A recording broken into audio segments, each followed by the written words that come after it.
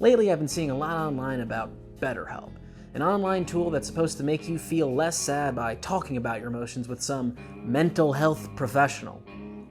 Now that all sounds a little fruity to me, so that's why I founded BestHelp, an online tool that will actually solve male depression through our copyrighted, braviloquent process. Step 1, get offline.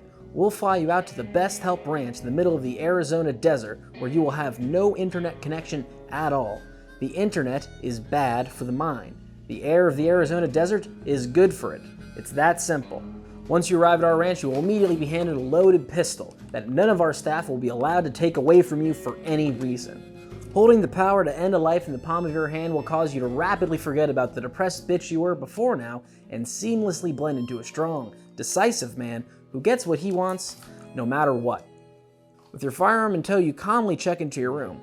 It's nice, but kind of dirty? No one from our staff is going to clean it. Maybe you should. No one's telling you to or making you, but you'd probably feel pretty accomplished if you cleaned your room, and it's not like you're too busy, right? There you go, way to get the job done. I think you've earned a little relaxation. Do you like basketball? Yeah? Why don't you go beat Michael Jordan in a one-on-one? We have him in residency. To be clear, he's not going to let you win. He's going to be going full tilt. But I have a funny feeling you're a good enough player to beat him on your own merit. Mike hates to lose, but he respects your game. After you beat him, he says you two are gonna have a rematch before you leave. You agree and then make your way to the casino as it starts to get dark.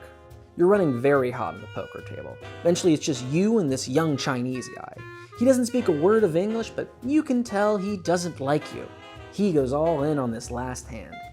You make the tough call. It works, you win. He's furious, cursing you out in Mandarin. You laugh at him. Tough loss, idiot. You're the king now with your big pile of money. You carry the winnings back to your room and see there's a woman waiting for you.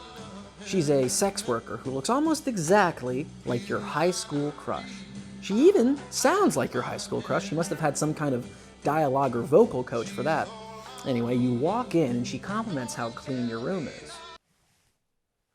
She watches as you put the winnings in the hidden safe under the bed. I didn't realize how big a deal you were, she says. You turn off the lights and fuck her eyeballs out. It's 3 a.m. She's sleeping peacefully in your arms when the door gets kicked in. It's the Chinese guy from the casino. Turns out he's connected. He's a member of the Triad. He brought 2 goons with him and they start shoving guns in your face. Give us the money, they demand in an accent that would be inappropriate for me to do. Fuck you, you reply. Give us the money or we take the girl. They put a gun to her head. You know she's just a sex worker, but during those 75 minutes when you were fucking her eyeballs out, you started to feel a real connection. Don't hurt her, you threaten. She somewhat dropped the vocal intonations of your high school crush when the QSC 92 semi-automatic was pressed against her temple, but it would be hard to hold that against her given the circumstances. Give us the money or we take the girl. You breathe in. The money's not here. I have to go get it. The girl's eyes widen. Fine, they put duct tape over her mouth. But she comes with us. We'll let her go when you give us the money. She starts muffled screaming as they drag her away. The last one out flicks a piece of paper at you with an address. Poor girl. She had nothing to do with this. But there's no way you're letting the Triad have that money. You've read about them. They'd probably use that money to do a lot of bad things. Probably from a trolley problem type of perspective, the death of that one girl, if she does die, which she might not, but worst case, if she did, her death would be the preferable outcome to however many people would die from the bad things the Triad was planning on doing with your gambling winnings. Probably. But anyway, you're not planning on letting her die. You grab your BestHelp issued firearm and make your way to the meeting place. It's an abandoned factory. Amateurs. You scale the roof and look in. 5 men. The girl is tied to a chair in the center. You lean on the glass skylight to get a better look when it shatters suddenly under your weight. You fall 15 feet onto a set of boxes. It hurts, but it could have been worse. The men all look up at you and start screaming. You fire 2 quick shots and take one of them down. You move off the boxes into better cover and fire another 3 shots and take another down. You begin moving and firing, but you miss all the men and start hearing clicking. You're already out of bullets. The one from the casino begins taunting you in Mandarin. You don't know any of the words, but the tone of his voice suggests your goose was cooked. You find a corner to hide in while the other two begin searching for you. You try to come to terms with the fact you will almost certainly die in this factory at the hands of the Triad. You think about all the times in your past when you considered taking your own life. Probably whatever you would have done would have been less painful than whatever the Triad has planned, but you're glad you didn't. You're glad you got to live as much life as you did. Life is good, and life is sacred.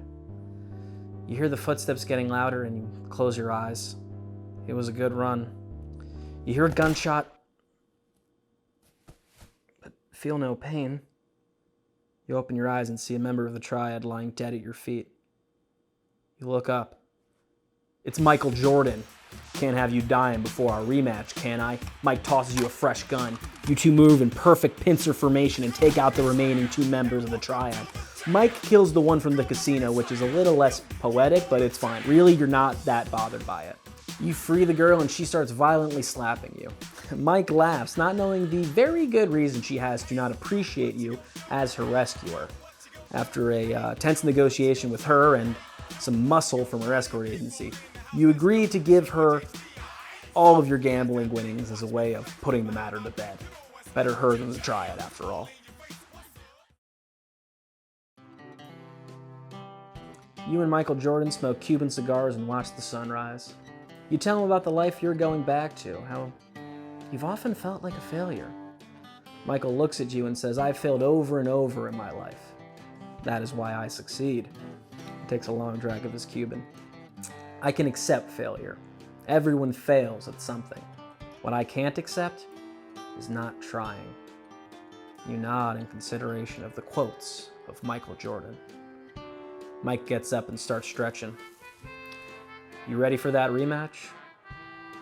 You are. I can't tell you who won that one.